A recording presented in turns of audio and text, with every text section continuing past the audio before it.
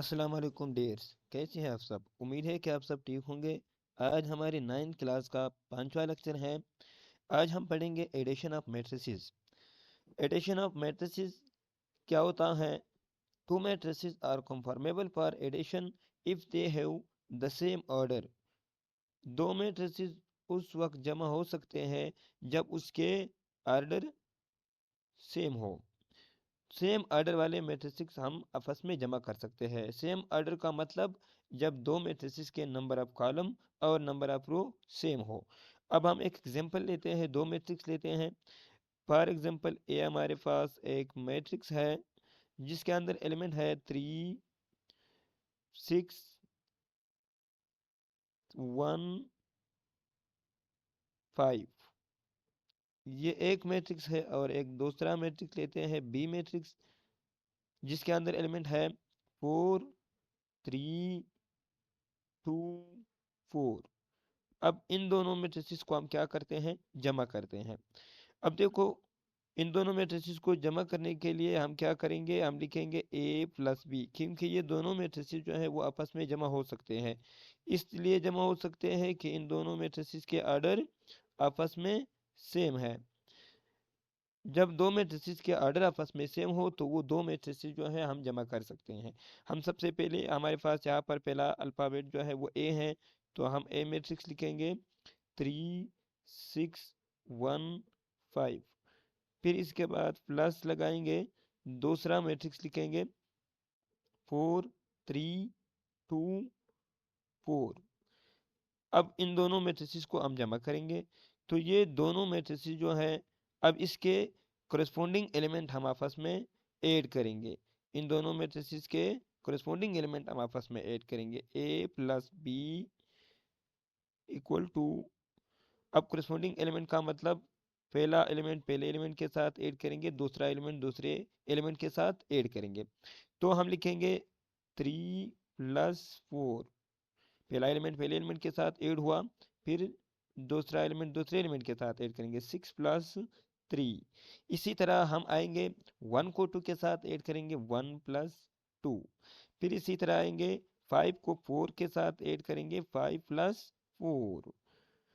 अब अगर हम देखें, ये दोनों मैट्रिसेस के करस्पोंडिंग एलिमेंट हमने आपस में ऐड कर लिया। अब इसको कहते हैं addition of matrix.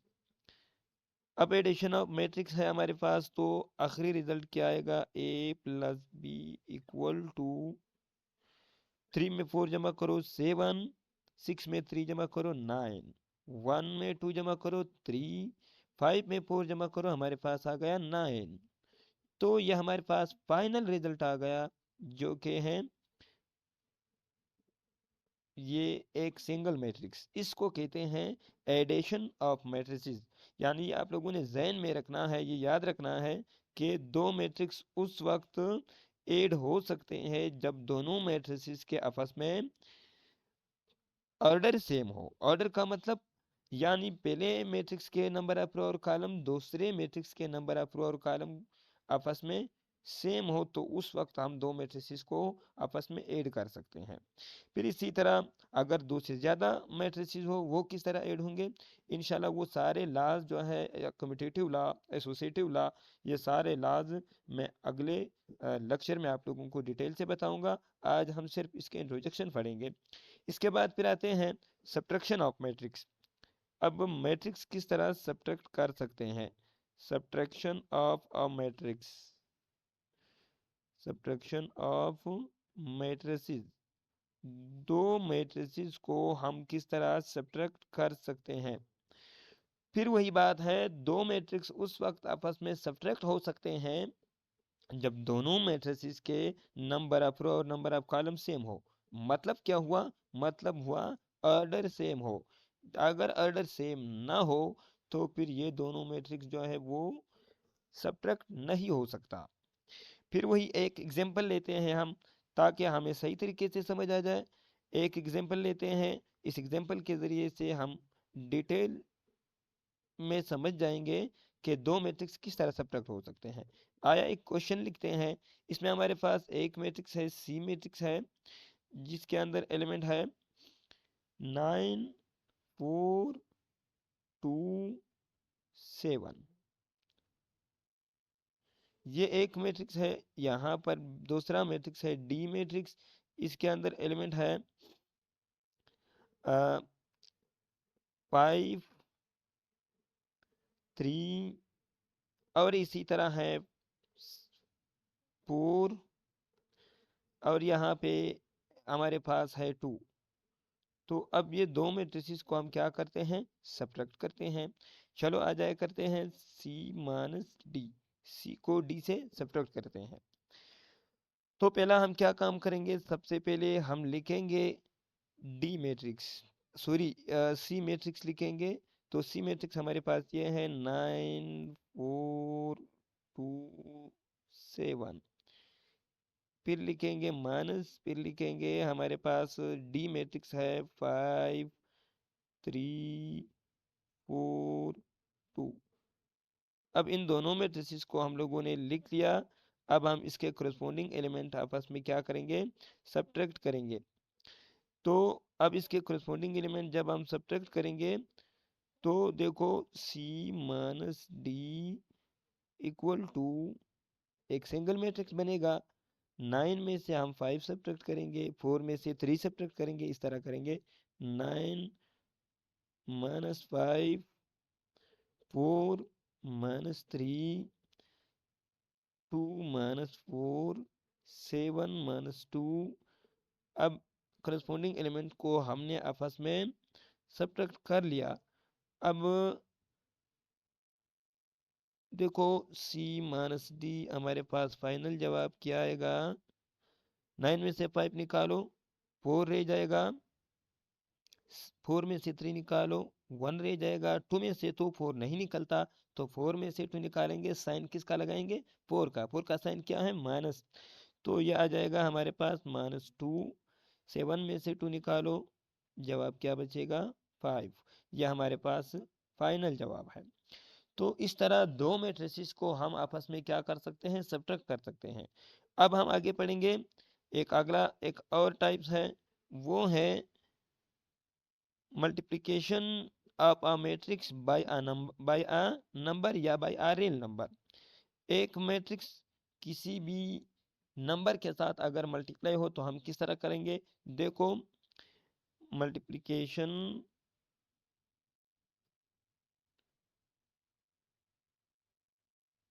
Of a matrix bye a real number.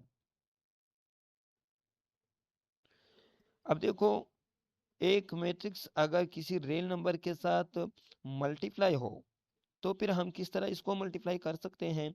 देखो हमारे पास एक सवाल हम लिखेंगे, फिर इसी सवाल के को हम हल करेंगे कि एक मैट्रिक्स के साथ कोई नंबर अगर मल्टीप्लाई हो। फॉर एग्जांपल हमारे पास यहाँ पे आया है 7a। अब a एक मैट्रिक्स दिया है, वो है 3 - 1। इसी तरह हमारे पास दो एलिमेंट है 2 5।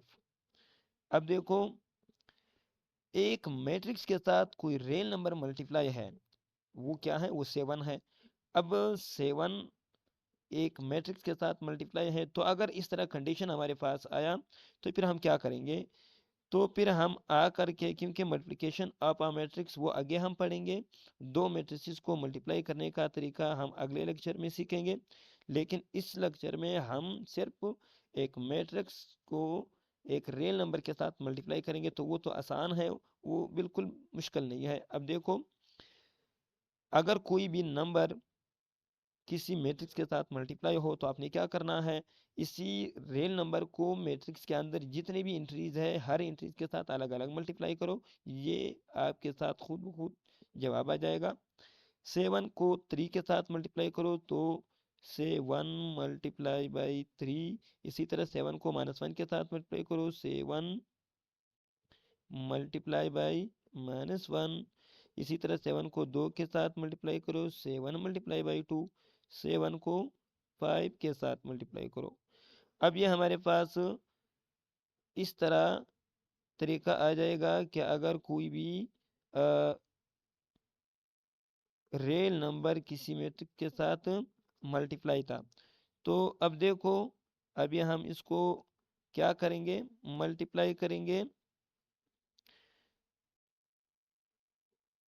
7 3 ज़ा 21, 7 को -1 से मल्टीप्लाई करेंगे तो -7 जवाब आ जाएगा, 7 2 ज़ा 14 आ जाएगा, 7 5 ज़ा 35 आ जाएगा।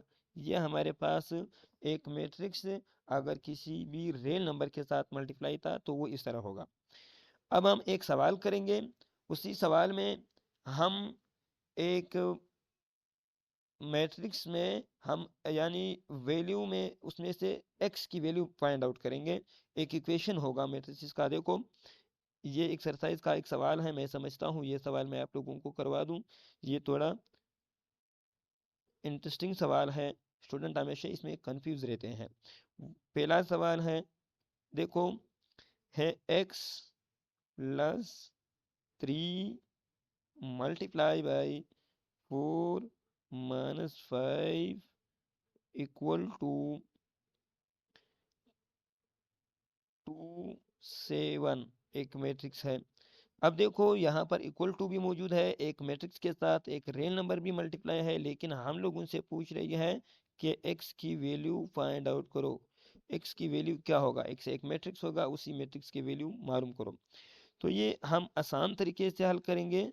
देखो हम क्या काम करेंगे, हम सबसे पहले जब किसी भी इस मैट्रिक्स के साथ एक 3 एक रियल नंबर मल्टीप्लाई है तो हम वही मल्टीप्लाई करेंगे। सबसे पहले हम ये काम करेंगे, x प्लस 3 मल्टीप्लाई करो, हम लोगों ने पिछले सवाल में हल किया था, 3 4 ज़ा 12, 3 4 के साथ मल्टीप्लाई हो जाएगा, फिर यही 3 -5 के साथ भी मल्टीप्लाई हो जाएगा, 3 5 ज़ा 15, तो जवाब आ जाएगा -15 इक्वल टू 2 7। अब देखो अब हम इस मैट्रिक्स को हम क्या करेंगे, पूरा मैट्रिक्स शिफ्ट करेंगे इक्वेशन की दूसरे साइड पर। तो देखो जब ये दूसरे साइड पर शिफ्ट होगा तो क्या होगा, x ये इधर ही रह जाएगा और ये मैट्रिक्स तो 2 और 7 वाली मैट्रिक्स जो है वो अपनी जगह पर मौजूद है। इस मैट्रिक्स का यहाँ पर साइन प्लस है तो उधर जा कर के इसका साइन क्या हो जाएगा, माइनस हो जाएगा, 12 -15। अब देखो अब हम क्या काम करेंगे, अभी हम इन दोनों मैट्रिसेस को आपस में सब्ट्रैक्ट करेंगे। सबसे पहले तो ये देखेंगे कि ये दोनों मैट्रिसेस जो है ये सब्ट्रैक्ट हो सकते हैं, बिल्कुल सब्ट्रैक्ट हो सकते हैं, क्योंकि इसके करस्पॉन्डिंग ऑर्डर सेम है। तो करस्पॉन्डिंग एलिमेंट को हम आपस में सब्ट्रैक्ट करेंगे। 2 में से 12 सब्ट्रैक्ट करेंगे, 7 में से, अब देखो ये दोनों साइन जो है ये साइन भी माइनस का है और ये साइन भी माइनस का है, तो ये दोनों साइन आपस में मल्टीप्लाई है। जब माइनस का साइन माइनस के साइन के साथ मल्टीप्लाई हो जाएगा तो रिजल्ट क्या आएगा, प्लस। अब देखो +15 को यहाँ प्लस करेंगे, साइन चेंज होने की वजह से अब ये प्लस हो रहा है, तो हमारे पास जवाब क्या आ जाएगा, x इक्वल टू 12 में से 2 निकालो -10 रह जाएगा और 15 में 7 जमा करो ये आ जाएगा 22। तो ये हमारे पास x मैट्रिक्स का जवाब आ गया। इस तरह हम किसी भी मैट्रिक्स में x की वैल्यू को इस तरह फाइंड आउट कर सकते हैं। ये एक एक्सरसाइज का एक सवाल मैंने करवाया, बाकी सवाल आप लोग खुद हल करें। इंशाल्लाह मल्टीप्लिकेशन ऑफ मैट्रिसेस हम अगले लेक्चर में पढ़ेंगे। खुदा हाफिज़।